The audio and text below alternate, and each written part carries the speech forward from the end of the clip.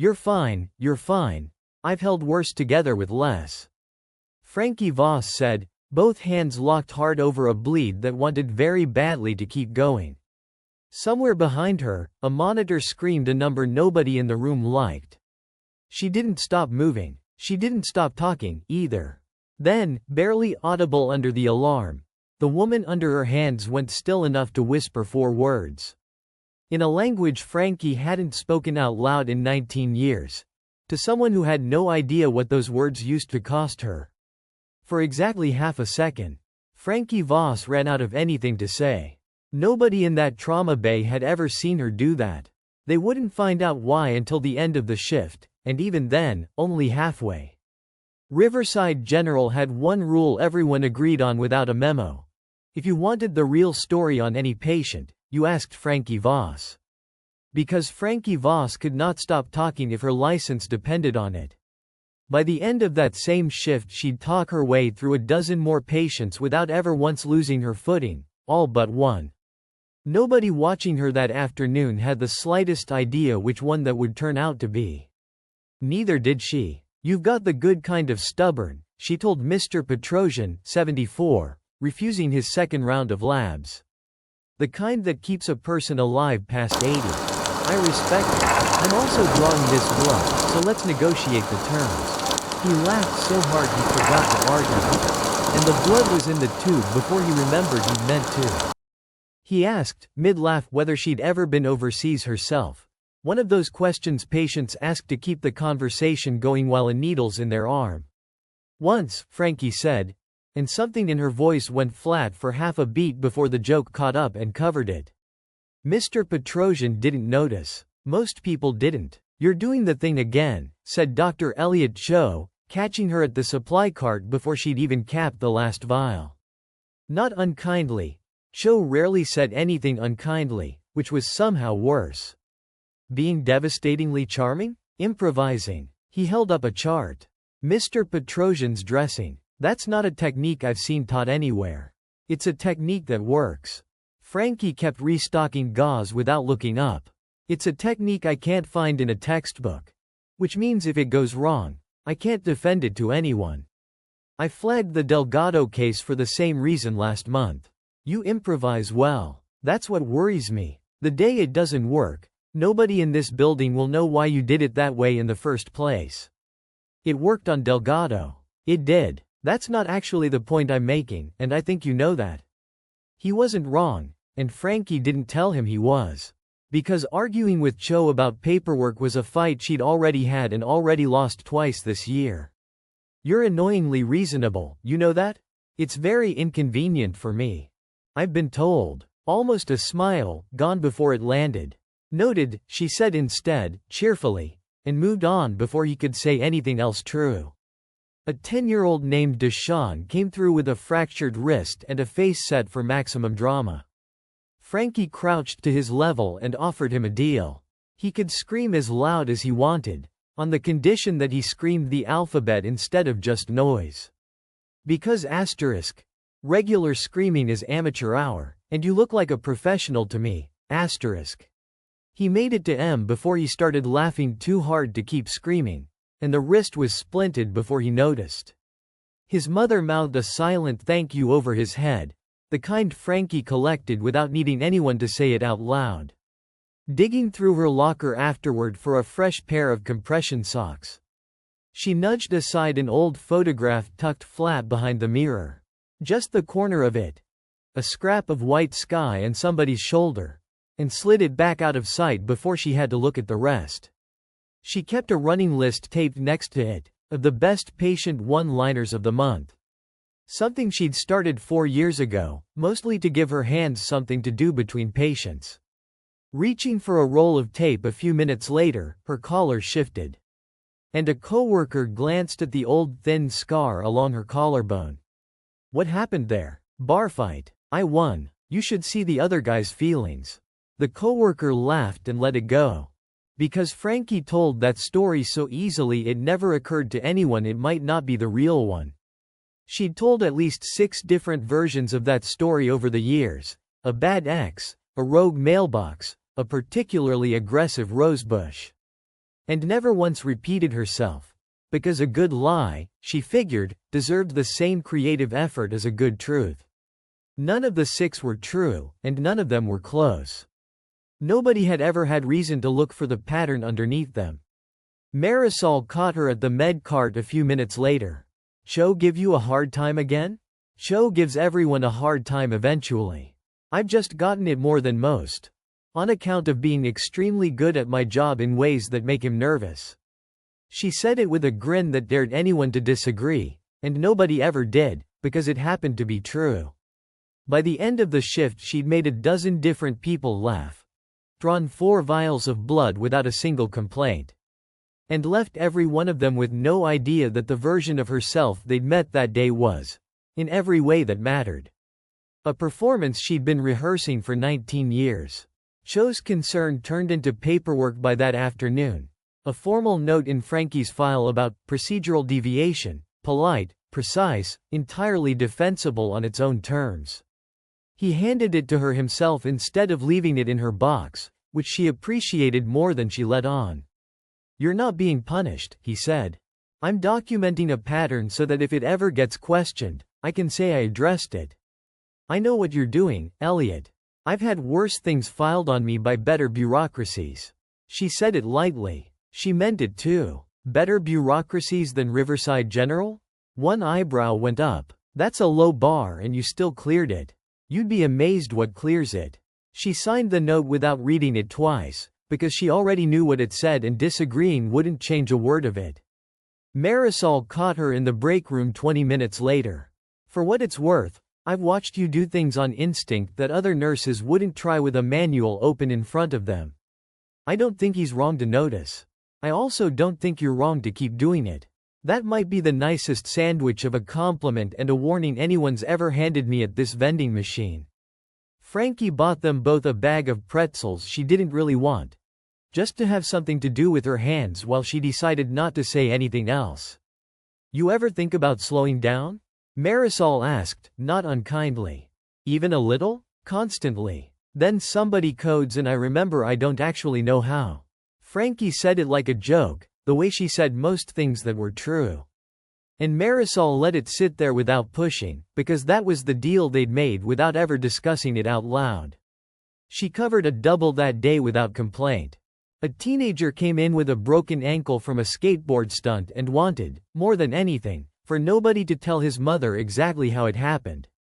Frankie promised to describe it as a tragic misunderstanding with a curb, and meant it. One of the residents mentioned, offhand, restocking supplies beside her, that he'd just gotten back from a medical mission trip. 6 weeks, someplace with a name Frankie made herself stop hearing halfway through the sentence. And she laughed in all the right places, and couldn't have repeated a single word of it 5 minutes later. The code, when it came, ended the way you wanted it to. And afterward she made the kind of joke in the hallway that got 2 exhausted residents laughing instead of crying. Because that was a skill too, and nobody ever put it in a job description. By the time she clocked out, she'd covered 6 discharges and 1 code. And drove home a little after midnight with the radio up too loud, singing along badly to a song she didn't even like. In her apartment, before she did anything else, she took a small brass keychain off her ring. A piece shaped like a bird, dented on one wing. And set it on the counter without making a ceremony of it. She microwaved leftovers she didn't taste much of, scrolled her phone longer than she meant to. And let the apartment stay as loud and as quiet as an apartment gets when there's only one person in it who talks for a living. She didn't look at the bird long. She never did. She left a voicemail for an old coworker who never picked up anymore, narrating her day like a stand-up bit. "You would have loved the ankle kid today," she told the voicemail beep. "Broke it doing something no responsible adult should ever encourage, and I told him I'd back up whatever lie he tells his mother." Professional courtesy. She ran through the fractured wrist, the alphabet trick, Cho's face when she called him annoyingly reasonable. All of it in the same easy rhythm she used on patients. And left out, the way she always left out, the 10 seconds every night when she stood in her kitchen not saying anything at all. She almost signed off the way she used to, a lifetime ago. The old phrase, the one that came before her own name did, sitting right at the back of her throat out of nothing but habit. She caught it half a syllable in and hung up instead, phone still warm in her hand. Saying nothing at all for a few seconds longer than the silence actually required. The TV was on low in the background, some anchor's voice sliding through the headlines, when her sister called. A phrase caught. Something about a ceasefire, a region whose name she didn't let herself actually hear. And Frankie's thumb found the remote before she decided to move it. The room went quiet except for her sister's voice in her ear. "You sound tired. I did 6 discharges and a code today. It's that kind of tired." It wasn't a lie. It also wasn't the whole shift. "You always say that, because it's always true." Her sister laughed and didn't push, because Frankie had spent 19 years making sure the conversation never had anywhere else to go. She said good night before her sister could ask a second question, and put the bird back on her keyring before bed. The overnight handoff notes that week mentioned the same patient twice. A young woman, flank pain, sent home both times with the same tired explanation and the same pamphlet, always on a shift that wasn't Frankie's. Some other nurse's chart. Some other nurse's problem. Frankie skimmed the name the way she skimmed 100 names a week. Felt nothing in particular, and didn't think about it again. Until the day it stopped being someone else's problem entirely. 26 years old, otherwise healthy, Cho said, reading the intake. Old scarring on imaging from a childhood injury overseas, nothing acute. We'll get a quart, admit for observation, standard workup. Reasonable. Correct, even, on paper. He'd seen 100 versions of this exact chart. Old trauma, vague pain, worried patient, nothing urgent on the surface. And nearly all of them really had been nothing. Frankie clocked the name on the intake board without really registering it. Haddad, common enough. She told herself, common as Smith. And moved on to the next line of the chart. The way you do with 100 names a week that don't mean anything.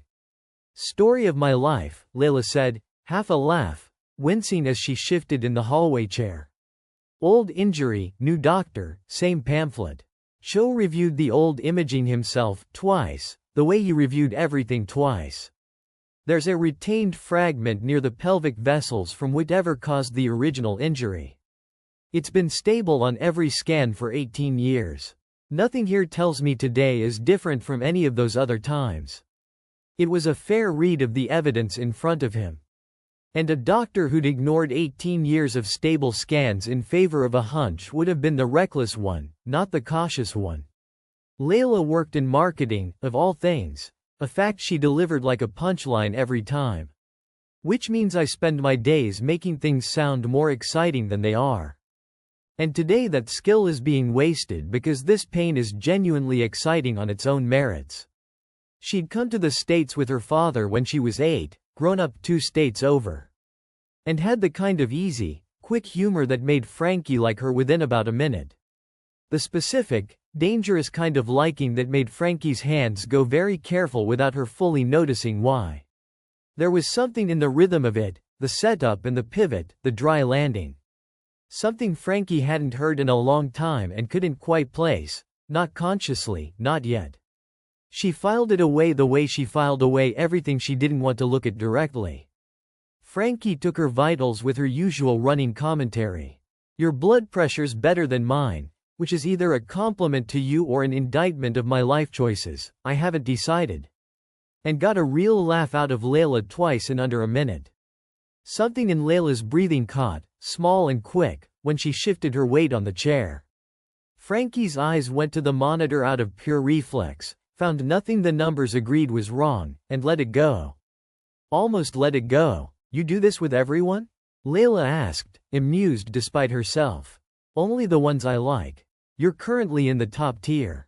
Don't let it go to your head, the bar's not that high today. Layla laughed again, wincing halfway through it, one hand pressed low against her side. I'm deciding I like you too. Officially. For the record, get in line. It's a long one, but the coffee's good. A few minutes later, waiting on the promised CT slot, Layla muttered something under her breath in Arabic. A private, irritated complaint about the wait. The kind of thing people say when they're sure nobody around them will understand a word of it. Frankie understood every word. She kept charting like nothing had happened, and something in her hands went still for a second longer than it should have. "You speak Arabic?" Layla asked, catching her face. "Picked some up a long time ago." "Badly." Frankie smiled the smile that ended follow-up questions, and it worked, on everyone but herself. "Badly is generous. You looked like you understood every word of that. I understood enough to know you think our waiting room is an insult to your time. Which, fair." Frankie kept her voice light and moved the blood pressure cuff to the other arm, buying herself a reason to look away for a second. Layla's pain spiked 20 minutes later, sharper, lower, her pressure dropping in a way that made the monitor's numbers do something Cho didn't love. He was back at her bedside before the second alarm cycle, reassessing the way he was trained to recheck vitals, recheck history, escalate the imaging. Nothing skipped and nothing rushed. Marisol helped move her back to a bay. The hallway chair traded fast for a gurney nobody bothered to argue about. "Vitals are drifting. Let's get that CT moved up and start a fluid bolus," he said. Still entirely within protocol, still not wrong yet. He said it the way he said everything, calm and procedural. Because panic had never once helped him make a better decision, and he saw no reason today would be the exception. Frankie had already seen the pattern before he finished the sentence. Old shrapnel scarring near the iliac vessels. Months of vague pain. A sudden, sharp escalation. She'd seen this exact story once before. On a floor with dirt in the ground. In a body that hadn't made it. "Don't bolus her yet," Frankie said. "If that's a traumatic pseudoaneurysm finally letting go. Fluid just raises her pressure against a hole that isn't ready for it. Direct pressure, hold the crystalloid, get uncrossed O-neg down here, and get vascular on the phone now." That's not the protocol for a stable, undiagnosed abdominal pain. She's not stable, Elliot. She's compensating, and compensating stops being free the second that vessel actually gives. You're describing a specific injury pattern for a patient we haven't even scanned yet. I'm describing the only pattern that fits a slow bleed that's been building for months from an old fragment near a major vessel. I don't need a scan to know what happens when a body runs out of road to compensate on. That's a very specific confidence for a mechanism you're describing off a chart and a hunch, Cho said. Already reaching for the fluid bag anyway, hedging rather than fully ignoring her. Call it a hunch if it makes the paperwork easier. I'd still hold the bolus. "Miss Haddad, can you rate the pain right now?" Cho asked, still trying to buy the 30 seconds a scan would cost them. "Worse," Layla managed, teeth gritted. "Way worse. Something feels." She didn't finish the sentence. It gave seconds later. Layla's pressure fell off a cliff, her color going gray in the space of one breath, and the reason for months of unexplained pain announced itself all at once. The monitor's alarm cut through the bay, sharp and insistent. And for the first time since she'd walked in cracking jokes about waiting rooms. Layla stopped making any sound at all. "Retroperitoneal bleed, likely iliac," Frankie called, already positioning Layla flat. Both hands finding the point of proximal pressure over the vessel with a certainty that came from someplace much older than this hospital.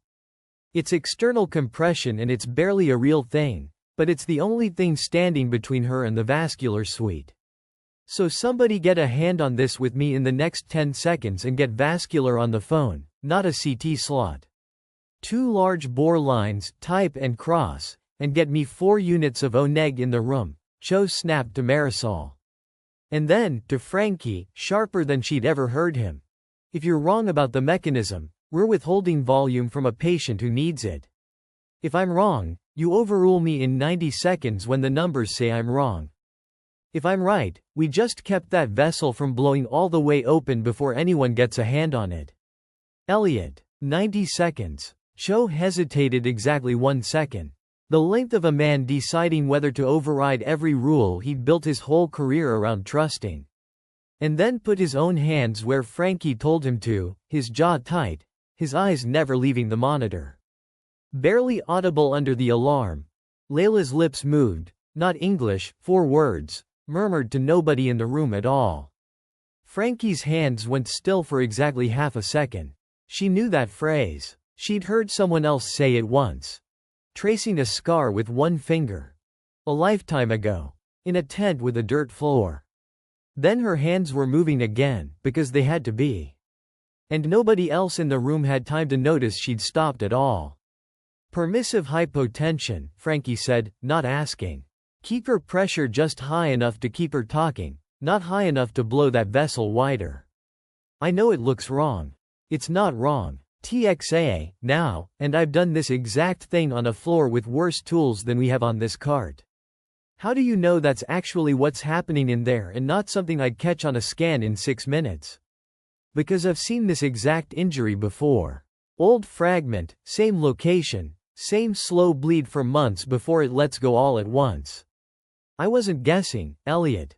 I was remembering. It was the closest she'd come to telling him anything true about herself in 4 years.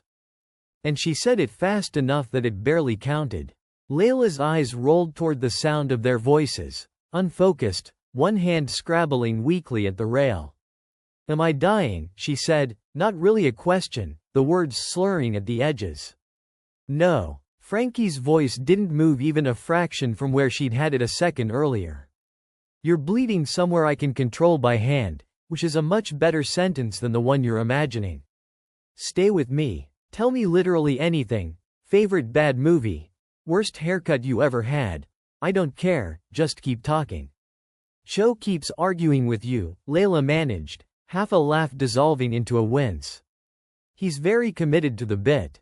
It's actually one of his better qualities. The 90 seconds happened in a kind of silence neither of them had time to name. Outside of that thin, deliberate thread of talk Frankie kept spinning to keep Layla conscious. Marisol called vitals every 15 seconds. Layla's pressure held. Low, but holding. Exactly where Frankie needed it, and nowhere near where Cho was used to letting a patient sit. Nobody spoke except the numbers, and Frankie. And the patient she refused to let go quiet. Vasculars ready, someone called from the doorway. Cho looked at Frankie once, hard, and didn't say anything else. Just help wheel the gurney himself, hands still where she'd put them, all the way to the elevator. Moving in a tight, careful shuffle so neither of them lost pressure on the way. Marisol jogged alongside with the chart and the portable monitor, calling out numbers nobody asked her to call out. Because it was the only thing her hands had left to do that felt useful. In the elevator, Frankie didn't stop talking. Not once, not for a second. The cafeteria's terrible coffee. A parking garage she'd once gotten lost in for 20 minutes. A patient from last Tuesday who'd tried to negotiate his own discharge time like it was a hostage situation. None of it meant anything. None of it was even really for Layla, who couldn't hear most of it anymore. It was the only thing Frankie had that was louder than the sound in her own head. And she used every single word of it. You're going to be fine. I've got a very good reason to believe that, and I don't hand out good reasons cheaply. Frankie kept one hand pressed exactly where it needed to be, and didn't let her voice do anything her hand wasn't already doing. Outside the doors, once the vascular team had taken over, Frankie kept talking anyway. To Cho, to Marisol, to nobody in particular, a bad joke and then another bad joke. Because the alternative was silence, and she had spent a very long time making sure silence never got the floor. Cho, who had never once done this in 4 years of working beside her, put a hand on her arm, and she stopped. If this goes bad, he said, not looking at her. It's not going to be because of what you did in that bay. It wasn't quite an apology. It wasn't not one, either. Neither of them said anything else until someone finally came out to tell them. The vascular team took the case 11 minutes later, in the suite down the hall. Found the source, a small metal fragment, decades old, sitting exactly where a fragment like that settles when nobody can safely dig it out under fire. And closed the vessel around it for good. Layla came out alive. Pale. And asking, half-conscious, mostly reflex, for someone whose name Frankie recognized before her brain had time to brace for it. "Mama?" Layla said, eyes still closed, reaching for a hand that wasn't there. Frankie took it anyway. "You're safe," she said. And nothing else, because there wasn't anything else she trusted her voice to do right then. She stood there a long moment, Layla's hand loose in hers. The recovery room quiet in the way rooms go quiet right after something almost went very wrong. No one came to pull her away, so she stayed, and let herself, until Layla's breathing evened out. Feel every one of the 19 years at once. Layla woke fully by evening, groggy, asking questions in the ordinary order patients ask them. Where? How bad? How long? And then, once the practical questions ran out, the kind that don't have easy answers. Frankie sat with her longer than the job strictly required. The way she did with anyone she'd already decided she liked, which by that point included most of the department, but especially, tonight, Layla. "You saved my life earlier by ignoring the actual doctor," Layla said, voice still thin. "I feel like that deserves at least a proper introduction. Frankie. And technically I didn't ignore him, I just out-argued him, which is different and much pettier." Frankie. Layla tried the name out like she was deciding whether to trust it. "You looked like you'd seen a ghost earlier. Before all this, when I was talking to myself in the hallway. I have a complicated relationship with ghosts." It came out lighter than she meant it to. Somewhere in the middle of the conversation, unprompted, Layla mentioned the scar on her hip, old and pale. And the mother who used to trace it with one finger and tell her it meant she was tougher than anyone gave her credit for. She used to say it in Arabic first, then translate it, like she wanted me to hear it twice. Rana Haddad. She kept this little brass bird on the supply table at the clinic where she worked. Said it was the only thing in the whole place that wasn't there to hurt anybody. She didn't make it out of the clinic that day. I don't actually remember much else about it, I was 7. Everyone always tells me I'm lucky I don't remember more. Frankie didn't say anything for a moment. She didn't need to. "She sounds like she was somebody," Frankie said finally. "You okay?" Layla asked. The way people ask nurses who look, for one unguarded second, like they might not be. "I'm having a day," Frankie said. And the joke did the same work it always did, except this time she meant it a little more than usual. And Layla, who didn't know why, laughed anyway. Layla stayed 3 more days for monitoring, and Frankie picked up 2 shifts she didn't need to just to be on the floor for them. Which nobody questioned, because Frankie picking up extra shifts to fuss over a favorite patient was the least surprising thing about her. She brought Frankie a small box of pastries from a bakery 2 blocks from the hospital. The good kind. The kind you only bring someone once you've decided they matter. "I asked around," Layla said. "Apparently you don't accept flowers, but you have a documented weakness for these." "I have a documented weakness for a lot of things. Baked goods just happen to be the one people can legally bring into a hospital." On her last morning, Layla squeezed Frankie's hand at the door.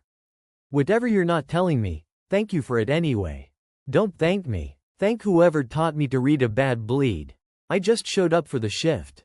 It was, in its own crooked way, the truest thing Frankie had said to her all week. Cho found her afterward at the supply cart, same spot as always. Vascular confirmed it. Traumatic pseudoaneurysm, just like you said. "I'm amending my note." He didn't apologize, and she didn't ask him to. "I still don't love not knowing where you learned to read a bleed like that." "Good instincts," Frankie said. "And an excellent bar fight." "That's not an answer. It's the only one I'm giving you today. Ask me again in a decade, maybe I'll have a better one ready."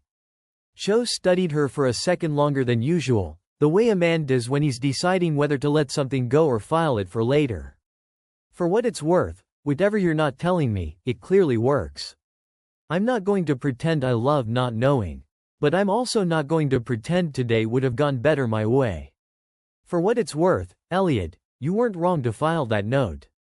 If today had gone the other way, that paperwork would have been the only thing standing between me and a hearing." Cho didn't say anything to that for a moment, which was, for him, the same as saying quite a lot. "Careful, Elliot. That almost sounded like a compliment. I might frame it." Right next to my written warning, so they can keep each other company. Don't let it go to your head. The bar's not that high today. He almost smiled, the closest she'd ever gotten out of him, and let it go, the way he'd always let things go once they'd actually worked. She kept the brass bird on her keyring. She still told a new story about the scar every time someone asked, funnier each time, further from true, a skiing accident, next time, or possibly a very committed game of dodgeball. But some nights now, after a shift like this one, she let herself say the real name out loud once, quietly, to an empty apartment, before she put the bird down and went to bed. That night she called the old number again, the one that never picked up. It rang 4 times and went to the same voicemail it always did. "Hey, it's me," Frankie said. And then, for the first time in 19 years, she said the rest of it. The name. The clinic. The girl in Bay 4 who has her mother's exact laugh and doesn't know it yet. It was the last language she'd ever really spoken with Rana. And the first one she'd stopped using out loud the day the clinic went quiet. She said all of it anyway, into a voicemail that would never call her back. Because it was the only version of telling someone she'd ever let herself have. Then she hung up before the beep could cut her off, put the bird down on the counter, and went to bed. Some people go quiet when they're carrying something heavy. Others get louder. Frankie's the second kind, funniest at the exact moments she should probably fall apart. Because for her, the noise has always done a job silence never could. We tend to assume the quiet ones are the ones with something to hide, and the loud ones are just loud. It isn't always true. Sometimes the person who never stops talking is the one working hardest to make sure nobody asks the one question they can't answer. If you've ever wondered why the funniest person in the room seems a little too good at changing the subject, this one's for you. If this one got to you, that's Hidden Stretch. Hit like, subscribe if you're new here, and tell us in the comments, who's the loudest person you know who's actually carrying the most, and have you ever actually asked them?